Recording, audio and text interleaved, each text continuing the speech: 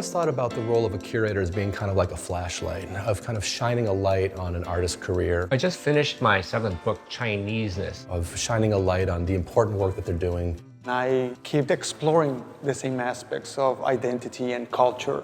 Shining a light on things that we haven't really been aware of before. I'm interested in society's expectations. Part of my role here is to help be a conduit for telling stories, but also be a partner in helping artists tell their stories as well.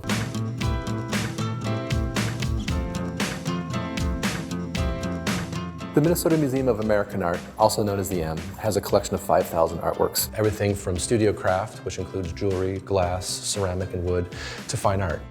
Of the 5,000 artworks, many of them are by some of St. Paul's most well-known artists. Artists such as Paul Manship, Cam Booth, Claire Mars, and Francis Cranmer GREENMAN. Paul Manship went to school at our Forerunner institution and really made a name for himself as perhaps the leading American sculptor of the early 20th century. Cameron Booth led the St. Paul School of Art. He was also a very renowned painter, interested in the sights and sounds of Minnesota, but also developing the new tenets of abstraction. Right, some of them are sketches. Clara Mars was a painter, a printmaker, and a decorative artist. She was a student at the St. Paul School of Art. Later, she taught there. She began as a naturalist painter, but she moved to modernism. Her forms were flat, and she used line and color very expressively. But she had a humor about her work. Clem Hoppers said that she found the unexpected in the ordinary. One of Clara Mars' friends was Francis Cranmer GREENMAN. He's a very important portraitist. Her portraits had a lot of vigor and dynamism.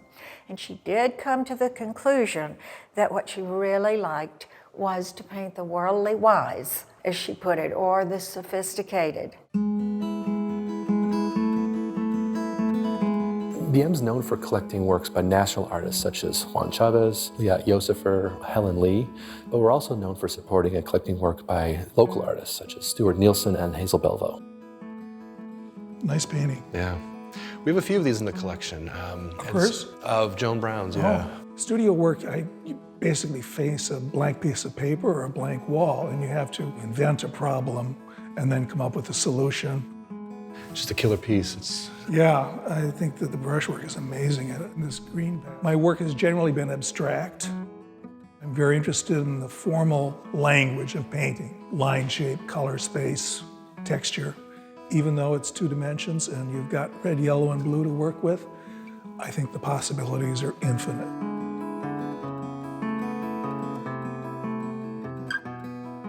George took me to see this tree in 1961, and ever since then I've been drawing it, painting it. The gifts to the tree are tobacco and vermilion, so I paint the whole form in tobacco juice. Okay. And then I rub it with the red here is vermilion.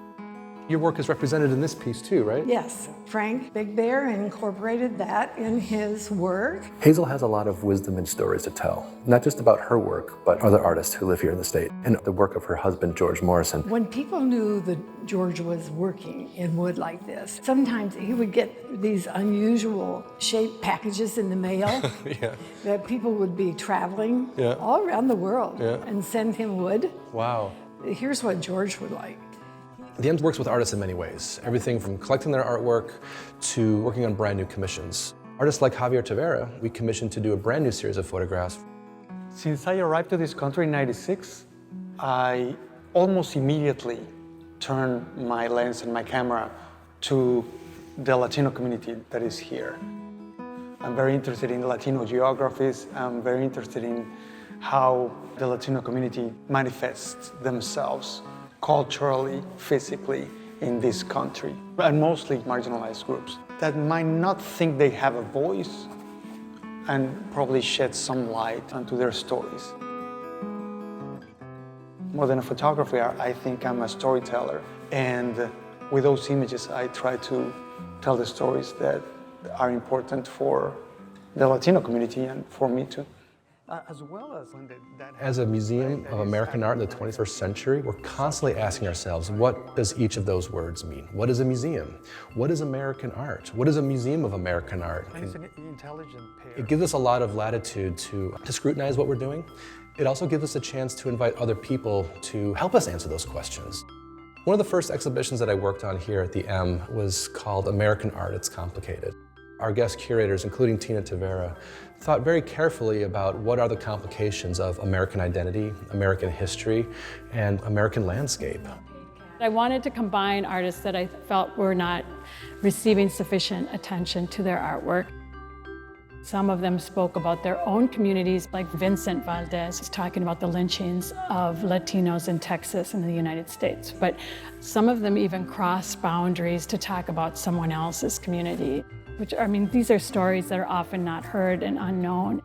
America is oftentimes referred to as a melting pot, and I find that term really problematic because it's hard to tell multiple stories when they're melded together. And that's something we're thinking about a lot here at the M, not just in the exhibitions that we present, but in the partnerships that we develop, and the programming that we design, as well as the artworks that we collect.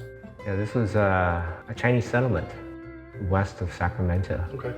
HUIE is a photographer and activist who's thought very long and carefully about what it means to be an American artist. I have photographed thousands of strangers and often get their story. And they said, wow, you should meet Ping Li. He's like the unofficial mayor. Is that right?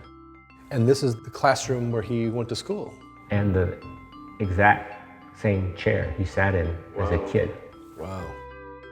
Some of the questions I explore are, when is identity personal, cultural, political?